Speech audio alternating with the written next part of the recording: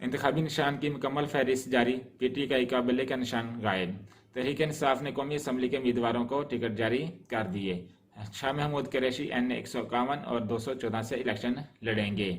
लगता है पीटीआई ने खुद अपने पांव पर कुल्हाड़ी मारी, चीफ जस्टिस पाकिस्तान। समात बिस्मिल्लाहिर्रहमानिर्रहीम। पाकिस्तान और दुनिया भर में देखने और सुनने वाले नाजरीन को तहसीन का सलाम। इलेक्शन कमीशन ने कल अपने रिटर्निंग ऑफिसरान को इंतखाबी निशान की फहरिस्त जारी कर दी है, जिसमें उन्होंने 329 इंतखाबी निशान जारी किए हैं, जिसमें से बल्ले का निशान जो है वो गायब हो गया है। बल्ले का निशान किसी भी पार्टी, किसी भी शख्स को अलाट नहीं किया गया। रिटर्निंग अफसरान को हिदायत की गई है कि वो 329 निशानात में से निशानात जो हैं वो उम्मीदवारों को जारी करें, जिसमें से नून लीग का निशान तीर है, पीपल पार्टी का निशान तीर है। इस तरह बल्ले का निशान जो है वो पीटीआई का है, लेकिन वो इस वक्त इलेक्शन कमीशन ने इसको चैलेंज किया हुआ है सुप्रीम कोर्ट के अंदर। इस वजह से उसको इस निशानात की लिस्ट में से गायब कर दिया गया है।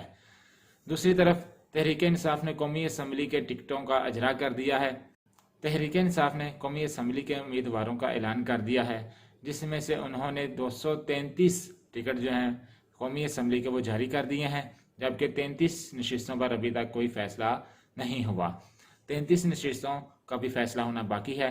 बाकी जो 233 हैं उनके उम्मीदवारों का ऐलान कर दिया गया है।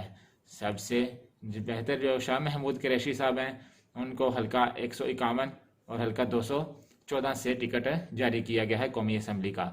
वो 2 हल्कों से इलेक्शन लड़ेंगे, एक हल्का 151 NA 151 और NA 214 से। बैरिस्टर गौहर साहब हल्का NA 10 से इलेक्शन लड़ेंगे। इसी तरह यास्मीन राशदा साहब हैं, उनको NA 130 का टिकट जारी किया गया है। और मुराद सईद साहब जो हैं उनको हल्का NA 4 का टिकट जारी किया गया है।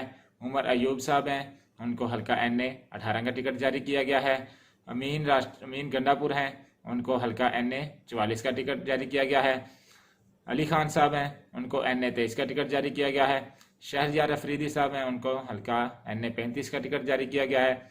और वकील लतीफ़ खोसा साहब जो हैं उनको NA 122 का टिकट जारी किया गया है। पीटीआई ने अपने उम्मीदवारान जो कौमी असम्बली हैं उनको टिकट जारी कर दिए हैं। 233 उम्मीदवारों को टिकट जारी किए गए हैं, जबकि 33 उम्मीदवारों का भी फैसला होना बाकी है। दूसरी तरफ एक इलेक्शन कमीशन ने दरख्वास्त जमा करवाई हुई थी सुप्रीम कोर्ट के अंदर कि वो पेशावर हाई कोर्ट का जो फैसला आया है बल्ले का निशान पीटीआई को वापस करने के हवाले से, कि वो निशान जो है उनको अलाट ना किया जाए। उनके इंट्रा पार्टी इलेक्शन जो है वो ठीक नहीं हुए, उनकी रुकनीत मुअत्तल है।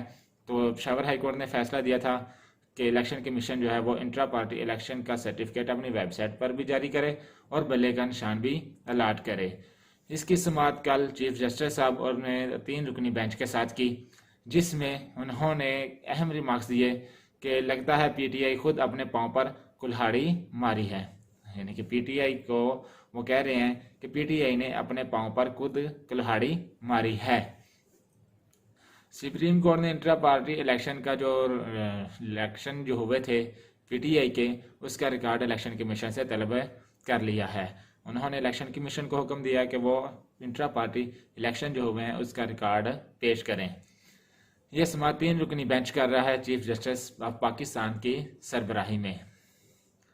दूसरी तरफ एक और अहम डेवलपमेंट हुई है, जैसा कि आपको पता है कि पहले भी एक सेनेट में करारदाद सेनेटर दिलावर साहब ने पेश की थी, जिसमें उन्होंने कहा था कि इलेक्शन का माहौल नहीं है, इलेक्शन को डिले कर दिया जाए।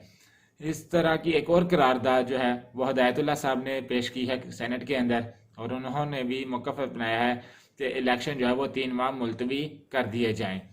लेकिन नाज़रीन, मैं आपको बताता चलूँ कि इलेक्शन जो है वो होंगे इंशाल्लाह। इलेक्शन का प्रोसेस जो है वो इंशाल्लाह अपने तरफ रमा दमा है, और इंशाल्लाह इलेक्शन जो है वो करीब हैं, इलेक्शन होंगे, और इंशाल्लाह फरवरी में ही इलेक्शन होंगे। क्योंकि इसके बाद मैंने आपको पहले भी बताया कि सेनेट के इलेक्शन आ रहे हैं और प्रेसिडेंट के इलेक्शन भी आ रहा है। तो असम्बलियाँ मुंतखब होंगी तो फिर ही सेनेट का चुनाव होगा, और फिर सारी असम्बलियाँ और सेनेट मिलकर सदर का चुनाव करेंगे। इसके बाद हुकूमत की तरफ से एक डेवलपमेंट आई है कि हुकूमत ने एक कानून को चैलेंज करने का फ़ैसला किया है। वह कानून ये है कि जो रिटायर जजेज़ हैं उनके खिलाफ जो कार्रवाई ना होने का कानून है कि अगर कोई जज रिटायर हो जाता है तो उसके खिलाफ कार्रवाई ना की जाए, उसको चैलेंज करने का फैसला कर लिया है। अब देखते हैं वो कब चैलेंज करते हैं और इसके क्या रिजल्ट निकलता है। एक और डेवलपमेंट इलेक्शन कमीशन जो है उसने इंट्रा पार्टी इलेक्शन ना होने की बुनियाद पर 13 पार्टियों की रुकनीत जो है वो ख़त्म कर दी है। इलेक्शन कमीशन ने 13 पार्टियों की रुकनीत इलेक्शन ना होने की वजह से मुलतवी कर दी है, क्योंकि उन्होंने अपने इंट्रा पार्टी इलेक्शन नहीं करवाए, ना ही उन्होंने उनका कोई रिकॉर्ड जो है वो इलेक्शन कमीशन में जमा करवाया है। इसलिए उन 13 जमातों की रुकनीत जो है वो मुअत्तल कर दी गई है। इसके बाद एक और डेवलपमेंट हुई है। आर्मी चीफ साहब का एक बयान आया है जिसमें उन्होंने बताया है कि मुसल्लह फ़ौज किसी भी खतरे का जवाब देने के लिए निज़ाम जदीद बना रही है। यानी कि उन्होंने अपने अदारे की डेवलपमेंट के लिहाज से एक बयान दिया है कि हमारा अदारा जो है वो किसी भी हमले का मौसर जवाब देने के लिए एक जदीद निज़ाम भी बना रहे हैं, उसके ऊपर वर्किंग जारी है। आर्मी चीफ का बयान हौसला बख्श है।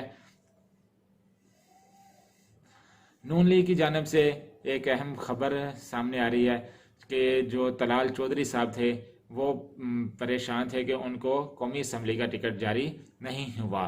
तो तलाल चौधरी साहब को फ़ोन करके राना सनाउल्लाह साहब ने बताया है कि हम आपको जो है वो सेनेट का टिकट देंगे, तो इसलिए आप परेशान ना हो कि आपको टिकट जारी नहीं किया गया। तो तलाल चौधरी को इंशाल्लाह जो है वो नून लीग ने इत्मीनान में लिया है कि हम आपको सेनेट का टिकट जारी करेंगे। अब देखते हैं तलाल चौधरी साहब को सेनेट का टिकट जारी होता है और वो सेनेटर मुंतखब होते हैं या नहीं, ये तो आने वाले वक्त ही बताएगा।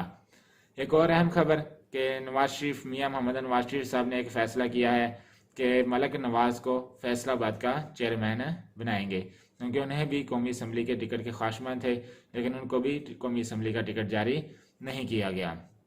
वस्सलाम, thank you. Please like and subscribe and share and comment if you like this video. Thank you.